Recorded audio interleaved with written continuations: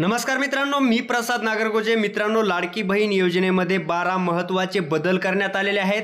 लाडकी बहीण योजनेचा एक नवीन जीआर निर्गमित करण्यात आलेला आहे। मित्रांनो, कोणकोणते बदल करण्यात आलेले आहेत, आता यापुढे कोणकोणत्या महिलांना या योजनेचा लाभ मिळणार आहे, कोणकोणते कागदपत्र अपलोड करावे लागणार आहेत, याच्या संदर्भातली संपूर्ण माहिती आपण या व्हिडिओमध्ये पाहणार आहोत।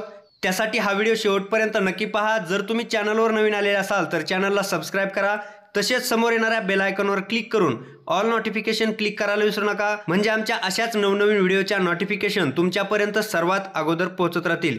तर चला मित्रांनो, मुख्यमंत्री माझी लाडकी बहीण योजनेमध्ये कोणकोणते बदल करण्यात आलेले आहेत याच्या संदर्भातली सविस्तर माहिती पाहायला आपण सुरुवात करूया। तर पहा मित्रांनो, मुख्यमंत्री माझी लाडकी बहीण या योजनेच्या अंमलबजावणीमध्ये सुधारणेसह व्याप्ती वाढवण्याबाबत महाराष्ट्र शासनाच्या महिला व बालविकास विभागामार्फत काल दिनांक 12 जुलै 2024 रोजी हा जीआर निर्गमित करण्यात आलेला आहे। मित्रांनो, या जीआर मध्ये स्पष्ट अशी माहिती देण्यात आलेली आहे। शासन निर्णयामध्ये तुम्ही पाहू शकता, मुख्यमंत्री माझी लाडकी बहीण या योजनेची अंमलबजावणी प्रभावीपणे व सुलभतेने होण्यासाठी खालील बाबींची स्पष्टता करण्यात येऊन त्यास मान्यता देण्यात येत आहे।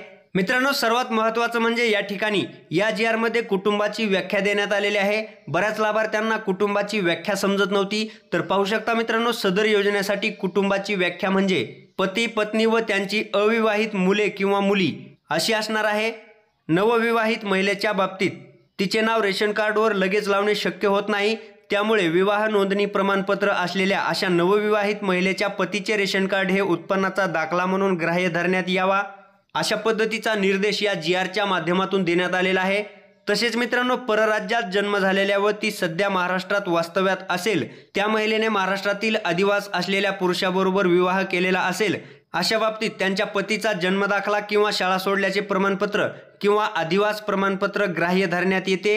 याशिवाय महिलेच्या पतीचे 15 वर्षापूर्वीचे रेशन कार्ड व 15 वर्षापूर्वीचे मतदान कार्ड देखील ग्राह्य धरण्यात यावे। तसेच सदर योजनेचा लाभ घेण्यासाठी पोस्टातील बँक खाते सुद्धा ग्राह्य धरण्यात यावे। मित्रांनो, आतापर्यंत पोस्टातील बँक खाते या ठिकाणी ग्राह्य धरण्यात येत नव्हते, मात्र या जीआरच्या माध्यमातून निर्देश देण्यात आलेला आहे। या योजनेचा लाभ घेण्यासाठी लाभार्थ्याचे पोस्टातील बँक खाते असेल तरी ते सुद्धा ग्राह्य धरण्यात येणार आहे। पोस्टातील बँक खात्यामध्ये महिलांना प्रतिमाह 1,500 रुपये पाठवले जाणार आहेत। तसेच मित्रांनो, योजनेच्या ऑफलाईन अर्जावरील लाभार्थी महिलेच्या फोटोचा फोटो काढून तो ऑनलाईन अर्ज दाखल करण्यासाठी ग्राह्य धरण्यात यावे।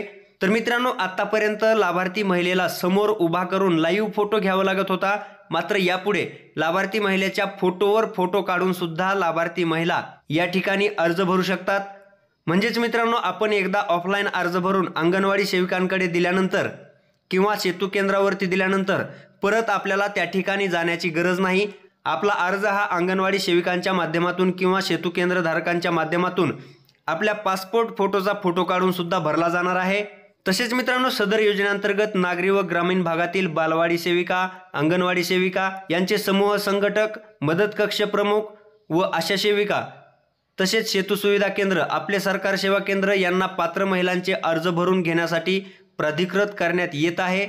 केंद्र शासनाने विविध शासकीय योजनांचे लाभ PFMSDBT प्रणालीद्वारे देण्याची प्रक्रिया कार्यान्वित केलेली आहे।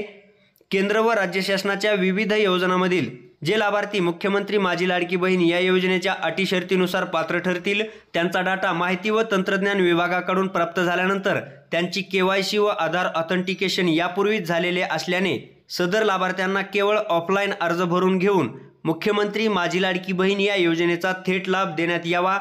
मात्र हे करीत असताना पात्र लाभार्थी महिलांकडून सदर योजनेचा अर्ज भरून घेण्यात यावा। तर मित्रांनो, आतापर्यंत या योजनेसाठी KYC केली जाणार आहे अशा पद्धतीच्या अफवा पसरवल्या जात होत्या किंवा त्या खऱ्या सुद्धा होत्या। मात्र यापुढे ज्या महिला केंद्र शासनाच्या किंवा राज्य शासनाच्या इतर योजनांचा लाभ DBT द्वारे घेत आहेत, त्यांची KYC सुद्धा पूर्वीच झालेली आहे, अशा महिलांना या ठिकाणी KYC करण्याची गरज नसणार आहे।